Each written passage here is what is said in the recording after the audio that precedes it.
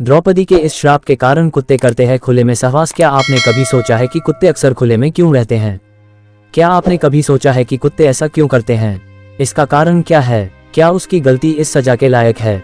महाभारत काल एक ऐसी शर्मनाक घटना से चिन्हित था जिसने पूरी कुत्ते जाति का भविष्य बदल कर रख दिया था। कुत्तों को पांडवों की पत्नी द्रौपदी ने श्राप दिया था क्योंकि उन्होंने उन्हें ये श्राप दिया था। अब सवाल उठता है कि पांचाली को कुत्तों से नफरत क्यों थी और वह कुत्तों को ही क्यों कोसती थी? हर साल केवल एक पांडव के साथ अपना समय बिताने का फैसला करने से पहले द्रौपदी का विवाह कुंती के 5 बच्चों से हुआ था। पांडव के साथ समय बिताते समय वह उसे अपने कमरे में अपनी पादुकाओं को हटाने के लिए कहेगी, किसी अन्य पांडवों के कमरे में प्रवेश को रोकने के लिए। पांडवों में इन बातों को सर्वसम्मत स्वीकृति थी। अर्जुन और द्रौपदी एक दिन द्रौपदी के कमरे में थे। दोनों ने खूब एंजॉय किया। खोई हुई बातों के उस समय में दोनों एक दूसरे की कंपनी का आनंद ले रहे थे। तभी एक कुत्ता उनके कमरे में आया। वन की ओर भागते हुए उसने अर्जुन की पादुकाएं अपने मुंह में दबा लीं। पादुका को जंगल में ले जाकर कुत्ता उसके साथ खेलने लगा। अपने कमरे में वापस जाने के दौरान भीम ने देखा कि द्रौपदी कमरे में अकेली थी। ये दर्शाता है कि वह अकेली थी। जैसे ही भीम कमरे में दाखिल हुए उन्होंने कुछ भी सोचना बंद नहीं किया।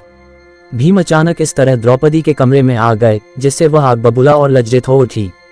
जब कमरे के बाहर की पादुकाएं संकेत करती हैं कि अर्जुन अंदर है, तो क्रोधित लाल द्रौपदी ने भीम से पूछा कि वह इस तरह कमरे के अंदर कैसे आ सकता है।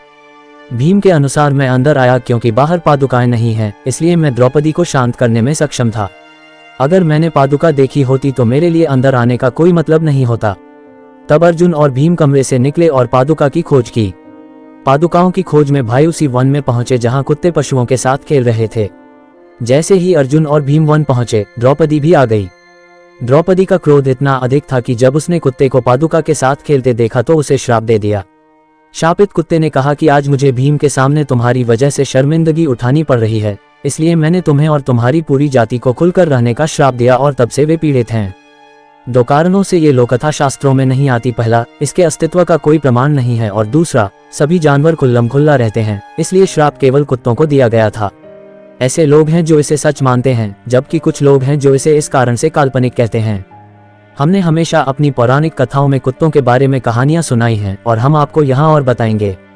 माना जाता है कि प्रकृति में कुत्तों को आने वाली घटनाओं के बारे में पहले से पता होता है। इसके अतिरिक्त कुत्तों में भूतों को देखने की भी क्षमता होती है।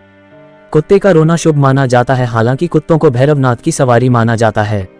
अगर आपके घर के सामने कुत्ता रोता है तो यह इस बात का संकेत है कि आपके घर में कुछ अप्रत्याशित होने वाला है। जब कुत्ते रात में अपने आसपास किसी बुरी शक्ति को महसूस करते हैं तो वे आमतौर पर रोते हैं। ज्योतिष में कुत्ते को यम का दूत माना जाता है। कुत्ते के बारे में यह भी कहा जाता है कि वह दूसरों का जीवन चुराकर अपना पेट भरता है। शायद इसीलिए कहा गया है कि कुत्ता जब आपके खाने को छूता है तो वह पवित्र हो जाता है।